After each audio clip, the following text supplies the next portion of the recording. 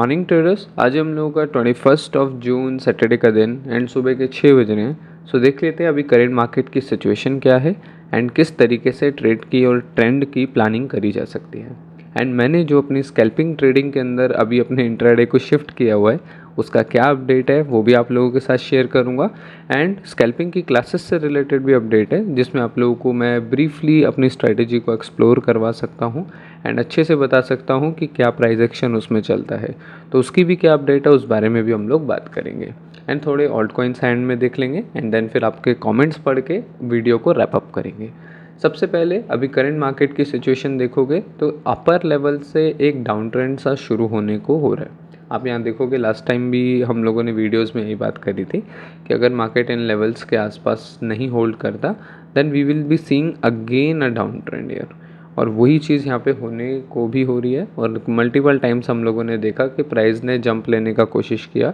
बीच में 16 जून को यहाँ पर मार्केट ने ट्राई भी किया था अप साइड को जाने का, लेकिन इस कैंडल में गड़बड़ क्या हुई कि मार्केट में ये इतना बड़ा विक, ये ओब्वियसली रिजेक्शन और सेलिंग वीक होता है। अगर क्लोजिंग यहाँ कहीं भी इस तरीके से होती तो इट वुड बी बेटर और यहाँ से ये स्ट्रॉन्ग क्लोजिंग लेके मार्केट अपर लेवल पे क्लोज करने की कोशिश करता है या फिर ये एरिया होल्ड करने की कोशिश करता। लेकिन जब इतना रिजेक्ट हो जाता है तो ओब्वियसली सेलर्स को इन्विटेशन आ ही जाता है। देन वहाँ से हम लोगों ने रिटेस्ट करके अगेन फॉल किया एंड कल का दिन वंस अ ब्रेकआउट आया भी था 1 आवर में, मैं आपको अच्छे से दिखाऊंगा।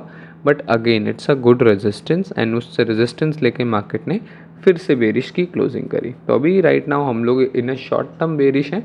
लॉन्ग टर्म में देखोगे तो yes we are still bullish and very bullish. जब तक हम लोग ये $1 लाख का लेवल होल्ड करके रख रहे हैं तब तक हम लोग बहुत स्ट्रॉन्ग बुलिश हैं और यहाँ कहीं से भी मार्केट इस तरीके से जंप लेके ऊपर जा सकता है, नो डाउट। इस तरीके का हो सकता है ट्रायंगल फॉर्म कर ले एंड देन हम लोगों को यहाँ पे थोड़ा सा मार्केट रेंज बनाता हुआ दिखे। रेंज इन द सेंस आप लोगों को याद होगा कोई भी बड़ा मूव आने से पहले मार्केट थोड़ा सा रेंजिंग होता है। जैसे यहाँ पे जब हम लोगों ने फरवरी मार्च का डंप देखा था वहाँ पर भी लगभग 16 से 17 दिनों का यहाँ पर रेंज बना था। उसके बाद हम लोग देखें अप्रैल मई के अंदर जब हम लोग बुलिश होना स्टार्ट हो रहे थे, इस पूरे ट्रेंड को जब हम रिवर्स कर रहे थे उस टाइम पर भी मार्केट ने ऑलमोस्ट 7 to 8 डेज एक रेंज बनाया था। तो इसी तरीके का एक छोटा सा रेंज बनता हुआ दिख सकता है क्योंकि काफ़ी टाइम हो गया इतना रेंज हमने देखा भी नहीं छोटा सा। लास्ट रेंज यहाँ पे बनी थी छोटी सी, उसके बाद एक मोमेंटम आया था।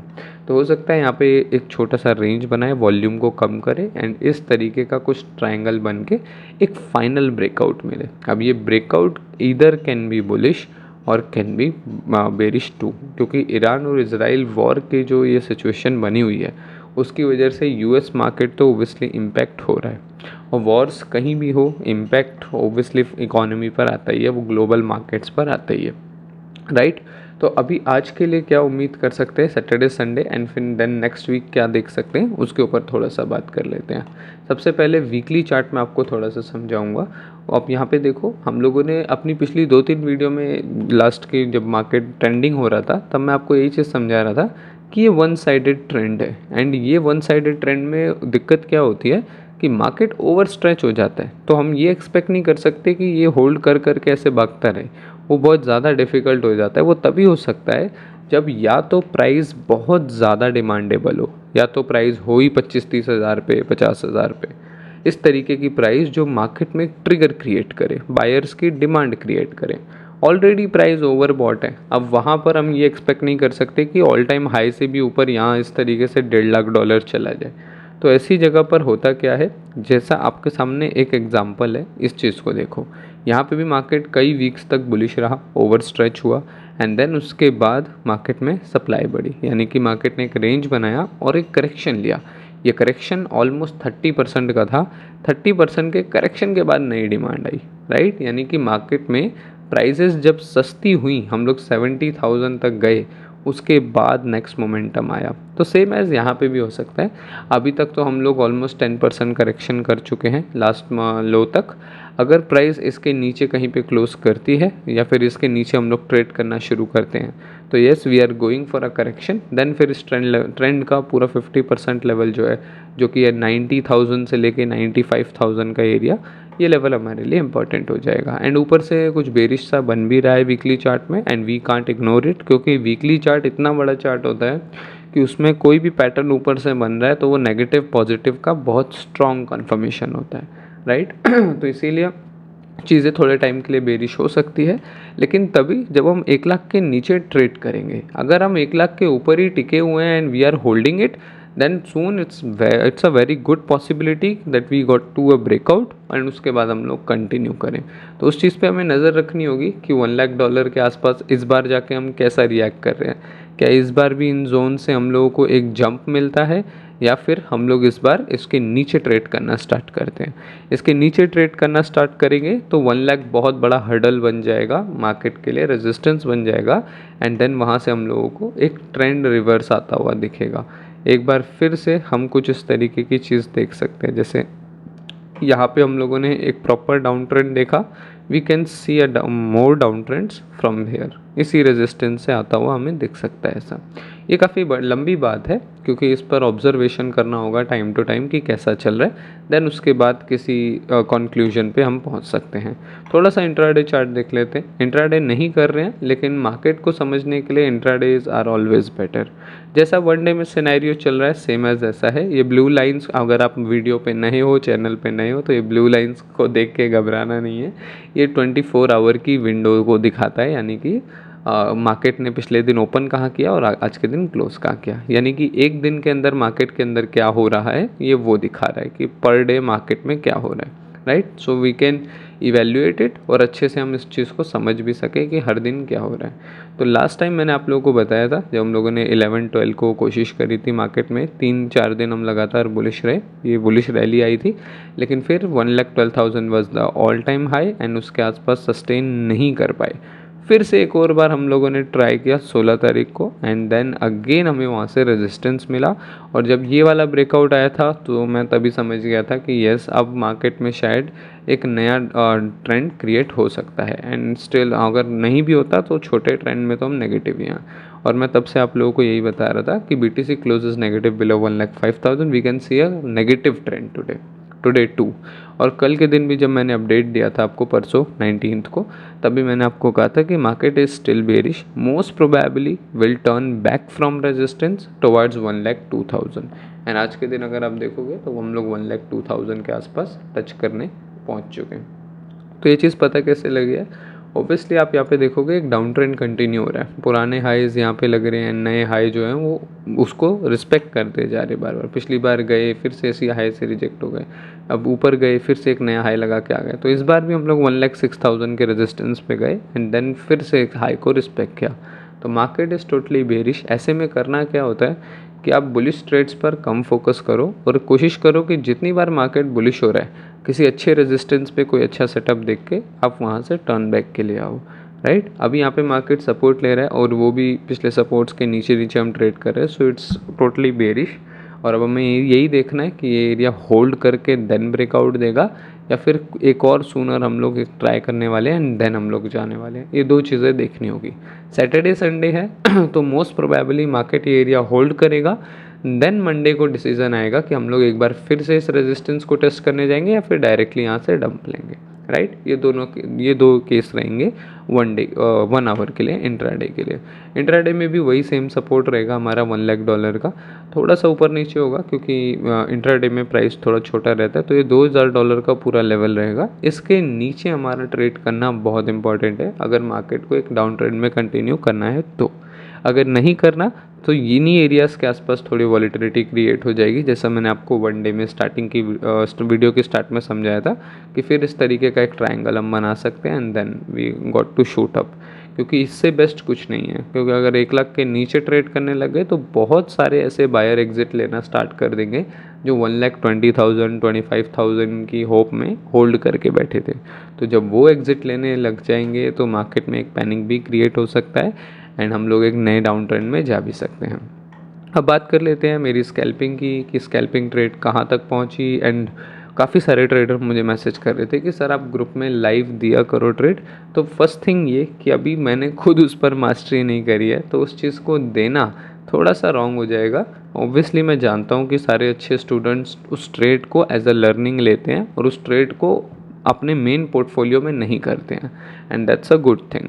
लेकिन फिर भी as a creator, as a content creator, मेरे को ये ध्यान रखना पड़ेगा कि मैं कोई भी ऐसा मिसलीडिंग कंटेंट ना भेजूँ, क्योंकि इसमें अभी मुझे खुद टाइम लग रहा है और मैं अच्छे से इसे सीख रहा हूँ। काफ़ी सारी चीज़ें मुझे इसमें समझ आई है एंड काफ़ी प्रैक्टिस भी हो रही है। ये अभी अभी तक के मंथ में मैंने इसमें 2 से 3 ट्रेड ही किया है, ज़्यादा मैंने इसमें ट्रेड नहीं किया है स्कैल्पिंग में। मैं बस पेशेंस को मास्टर करने की कोशिश कर रहा हूँ। एक तो हमारा 1:9 के बाद मैंने कोई ट्रेड अभी तक नहीं छेड़ा, जो कि रिटेस्ट डबल टॉप पे था। उसके बाद मैं सिर्फ स्टूडेंट्स के साथ ही ट्रेड कर रहा हूँ, स्टूडेंट्स के साथ मैं लाइव ट्रेड्स कर रहा था। तो आई थॉट कि आप लोगों को भी लाइव में बुलाना चाहिए ताकि सब इस चीज़ को सीख सकें। उससे पहले जो मेरा फर्स्ट ट्रेड था स्कैल्पिंग का, जो कि 1:2 हम लोगों को मिला था, और वो भी एक रीटेस्ट के सेटअप पे, एक रीटेस्ट का सेटअप था। ये भी मैं समझाऊंगा ये कैसे काम करता है, इसकी एक्यूरेसी क्या है। अगर आज क्लास होगी तो मैं ये सारी चीज़ आपको समझाऊंगा। उससे पहले हम लोगों ने 6 जून को ये वाला ट्रेड लिया था 1:4 का, जिसके अंदर हम लोगों ने कम मार्जिन लगाया था, बट वी वर हैप्पी कि ठीक है, एटलीस्ट 1:4 इज़ वेरी गुड। तो ये 3 ट्रेड ही मैंने इस महीने करी हुई है, और इसके अलावा मैंने कोई ट्रेड नहीं करी। It's been 21 days of this month. But अच्छी चीज़ ये है कि एक नई स्ट्रैटेजी के ऊपर इतना पेशेंस रखना भी बड़ी बात है। अदरवाइज़ मार्केट्स में होता क्या है कि लोग लगातार एक नई स्ट्रैटेजी पे जंप करते हैं and they use to continue punches the orders.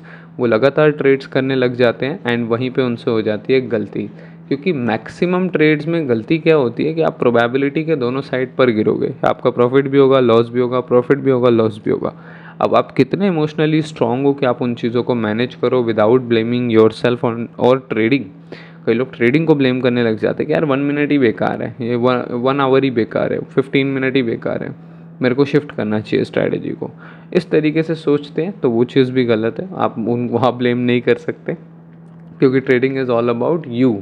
कोई आपसे नहीं कह रहा था कि वहाँ पे आप एक दिन में 6 ट्रेड लो, 7 ट्रेड लो, ये आपने लिए, राइट। एंड यहाँ पे मैंने कल आप लोगों को वो पोल भी दिया था, should we start live trading scalp trading classes, need at least 20 votes, की पता लगे भाई ज़्यादा से ज़्यादा लोग इंटरेस्टेड हैं या नहीं, राइट। तो 30 people have voted and that's why आज आप लोगों की रजिस्ट्रेशन शुरू हो जाएगी। और आप लोगों को लाइव क्लास बैच 1 का, जितनों को पास ये लिंक है लाइव क्लास बैच 1 का, वो डायरेक्टली ज्वाइन कर लेना, क्योंकि यहाँ पे लिंक आएगा जूम का। और जितनों के पास नहीं है वो मुझे मैसेज कर देना, मैं इसका अपना नंबर और कॉन्टैक्ट यहाँ पे डाल दूँगा, आप वहाँ पे मैसेज करके रजिस्टर कर सकते हो। लिंक आपका आएगा लाइव क्लास बैच 1 पे, एंड जो रिकॉर्डेड वीडियोज़ होंगी क्लास की वो आएगी MDC कोर्सेज में। अब रिकॉर्डेड लेक्चर्स मिल ही रहे हैं तो लाइव क्लास में आने की ज़रूरत क्या है, राइट। होगा क्या कि लाइव क्लास में आकर आप अपने डाउट्स क्लियर कर सकते हो। अगर आपको कोई प्रॉब्लम हो रही है प्लानिंग बनाने में, ट्रेड प्लान बनाने में, या ट्रेड प्रिपरेशन में, एग्जीक्यूशन में, या मनी मैनेजमेंट में, या रिस्क मैनेजमेंट में, या ट्रेड जर्नल में, या साइकोलॉजी में, इन सब में अगर आपको कोई प्रॉब्लम हो रही है तो आप वहाँ पे लाइव मेरे से पूछ सकते हो आके, राइट। एंड MDC कोर्सेज में उसकी आपको रिकॉर्डिंग मिल जाएगी, सो आप उसे बार बार देख सकते हो कि जो आपके क्वेश्चन था उसका सॉल्यूशन क्या है। Now get back to scalping. Scalping के अंदर होता क्या है, आपका 1 मिनट भी सेम बाकी टाइम फ्रेम्स के हिसाब से ही चलता है, कुछ अलग नहीं होता है। जैसे 1 आवर में हम लोगों ने क्या देखा कि प्राइस ने थोड़ा वेट किया, एक ब्रेकआउट दिया, एंड देन फिर नियरेस्ट रेजिस्टेंस से रिजेक्ट होके हम लोग नीचे आए। और यहाँ पर आप देखोगे यहाँ पर भी सेम ही चीज़ बन रही है, लेकिन ये थोड़ा इलेबोरेटेड है, थोड़ा लंबा चलता है यहाँ पे मार्केट। यहाँ पे ब्रेकआउट आया, देन उसके बाद प्राइस ने लोअर लेवल होल्ड किया, फिर उससे रिजेक्ट होकर प्राइस ने एक क्रैश किया, वो यानी कि एक डंप किया हम लोगों ने। उसके बाद फिर से पुल बैक लिया, फिर नीचे आए, फिर पुल बैक लिया, फिर नीचे आए, फिर पुल बैक लिया, फिर नीचे आए, फिर पुल बैक लिया, इस बार सपोर्ट ले लिया, सपोर्ट लेके थोड़ा सा ऊपर गए, फिर रिजेक्ट हुए, और इस बार हम लोग इन सपोर्ट्स को रिस्पेक्ट करते हुए ये एरिया होल्ड कर रहे हैं। This is so simple. थोड़ा सा इलेबोरेटेड होता है, यानी कि थोड़ा सा टाइम फ्रेम जो है वो बढ़ जाता है, ज़्यादा कैंडल्स आपको दिखती हैं, इसके अलावा और कुछ खास नहीं है। बाकी प्राइस एक्शन बहुत डिफरेंट है इसका। आपको इसको बार बार रीड करना पड़ेगा, समझना पड़ेगा, उसके बाद आपको समझ आएगा। कल मैंने अपने स्टूडेंट्स के साथ एक ट्रेड किया था 1:7, मैं उनके साथ लाइव क्लास में था। अब वो ट्रेड कैसा था वो मैं आपको समझाता हूँ। यहाँ पर मल्टीपल टाइम्स मार्केट रेजिस्टेंस ले रहा था, एंड जब हम लोगों ने इस रेजिस्टेंस से रिजेक्ट किया, हम लोग इस रेजिस्टेंस पे भी वेट कर रहे थे कि कुछ अच्छा मिल जाए। अब बेरिश ट्रेड ही क्यों लेना था, क्योंकि ओवरऑल ट्रेंड बेरिश था एंड मार्केट रेजिस्टेंस पे था, और मॉर्निंग के टाइम पे इतना कोई मूव भी नहीं आ रहा था। तो आई थॉट कि मोस्ट प्रोबेबली यहाँ से हम गिरेंगे ही। तो वहाँ पे हुआ क्या, मार्केट ने वन साइडेड यहाँ पर गिरना स्टार्ट करा। ये बहुत छोटे छोटे पॉइंट्स की गेम होती है। आप देखो ये जो फॉल आया है ये 700 के आसपास से आपका 500 के आसपास आया है, यानी कि ये तो सारी गेम है ये 200-500 पॉइंट के अंदर ही सिमट जाती है। आपको वहाँ पे मास्टरी करनी है। अब यहाँ पर हम लोग गिरने के बाद फिर बुलिश चीज़ें बनने लगी जिसमें हमारा कोई इंटरेस्ट नहीं था। फिर हम लोग नीचे आए, इसमें भी हमारा कोई इंटरेस्ट नहीं था। एंड अगेन मैं आपको बाइनेंस फ्यूचर्स का चार्ट दिखाता हूँ जिससे, हाँ ये फ्यूचर्स चार्ट है सॉरी, उसमें कैंडल्स और अच्छी बनती हैं। अब मैं आपको दिखाता हूँ। यहाँ पर जब हम लोग वापस से रीटेस्ट करने गए इस सेम लेवल को, तो यहाँ पे बन गया हमारा डबल टॉप। एंड यही वो सेटअप था जिसके ऊपर हम लोगों ने 1:9 भी बुक किया था। 1:9 जिसमें बुक किया था, अगर आप वो ट्रेड देखोगे उसमें भी मार्केट में एक रिजेक्शन आया था जिस पर कोई खास सेटअप नहीं था।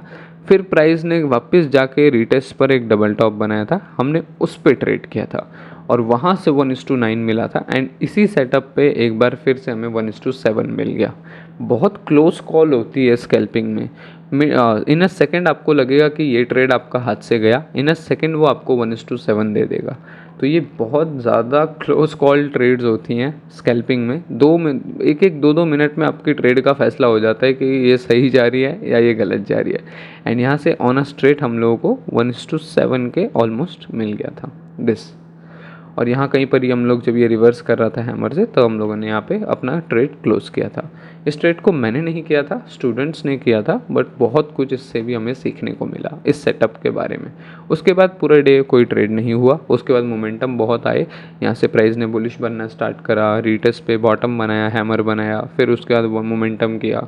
मोमेंटम करने के बाद ये एरिया होल्ड किया और रीटेस्ट पर यहाँ पर भी एक बॉटम बना। यही सेम ट्रेड मैंने अपनी पहली ट्रेड ऐसे ही ली थी जिसमें एक बुलिश मोमेंटम आया था, रीटेस्ट हुआ था एंड बॉटम बना था एंड देन मैं कंटिन्यू कर रहा था। लेकिन यहाँ पर मैं एक्टिव नहीं था और मैं ट्रेड करना भी नहीं चाहता था क्योंकि ऑलरेडी एक ट्रेड मिल गया था। तो पेशेंस इसमें काफ़ी मुश्किल होता है क्योंकि हर सेकंड आपके सामने कोई ना कोई सेटअप है। हर सेकंड आपको यहाँ पे हैमर दिखेगा, बॉटम दिखेगा, ऊपर से आपको ये बॉटम दिख जाएगा या फिर यहाँ से रिजेक्ट होता हुआ दिख जाएगा। हर आधे घंटे में आपको एटलीस्ट 2 सेटअप दिखने वाले हैं। इसीलिए यहाँ पे पेशेंस बहुत ज़्यादा वैल्यूएबल है कि आप कितना पेशेंस करते हो। उसके बाद इवनिंग का सेशन मैंने किया नहीं था क्योंकि कल इवनिंग में मेरा कोई प्लान नहीं था ट्रेड करने को। और ये एरिया रेजिस्टेंस बन गया था क्योंकि ऑब्वियसली एक रेजिस्टेंस से रिजेक्ट हुए, पुल बैक लिया, रेजिस्टेंस बनाया एंड फिर वहाँ से ही हम लोग रिजेक्ट होकर कंटिन्यू नीचे आए। बहुत सारे पुल बैक आते हैं 1 मिनट में क्योंकि बहुत छोटा चार्ट है, थोड़ी बहुत मूवमेंट को भी पुल बैक बना देता है। फर्स्ट मोमेंट आया पुल बैक हुआ, फर्स्ट मोमेंट आया, फिर सेकंड मोमेंट आया पुल बैक हुआ, फिर थर्ड मोमेंट आया पुल बैक हुआ। ऐसे पुल बैक लेता हुआ मार्केट नीचे जाता है, राइट। और बुलिश भी जा रहा है तो रिटेस्ट कर करके मार्केट जाएगा, ऊपर गया रिटेस्ट किया, ऊपर गया रिटेस्ट किया, ऐसे। तो ये छोटा छोटा सिनेरियो होता है ये स्कैल्पिंग में। आज शाम को अगर आप लोग क्लासेस में आओगे तो मैं आपको वहाँ पे और अच्छे से समझाऊंगा। क्लासेस में रजिस्टर कैसे करना है मैं यहाँ पे अपना नंबर छोड़ दूंगा, नंबर पे आके आप मुझसे रजिस्ट्रेशन मांग सकते हो। मैं वहाँ पर आपको फ्री ऑन कॉस्ट रजिस्ट्रेशन दे दूँगा। उसमें होता कुछ नहीं है, बस मेरे पास आपका कॉन्टैक्ट नंबर आ जाता है एंड मैं उसको सेव कर लेता हूँ एक नाम से कि ये स्कैल्पिंग क्लासेस का नंबर है, ताकि मेरे को पता रहे कि स्कैल्पिंग क्लासेस के कौन कौन से स्टूडेंट्स हैं।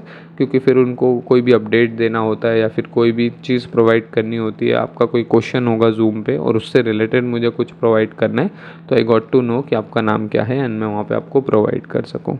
और वहाँ पे नाम भी आप लोगों के ऐसे ही होते हैं कि स्कैल्पिंग बैच 1, स्कैल्पिंग बैच 2, इस तरीके से, राइट, ताकि किसी की भी प्राइवेसी वो इन्वेड ना हो, क्लासेस में किसी का भी नाम ना लेना पड़े और उस नाम से हम लोग बुला सकें, राइट। आप लोगों के कमेंट्स पढ़ लेते हैं फटाफट। सर हर्षित भाई पूछ रहे हैं, sir can you share how to take withdrawal safely from funded account.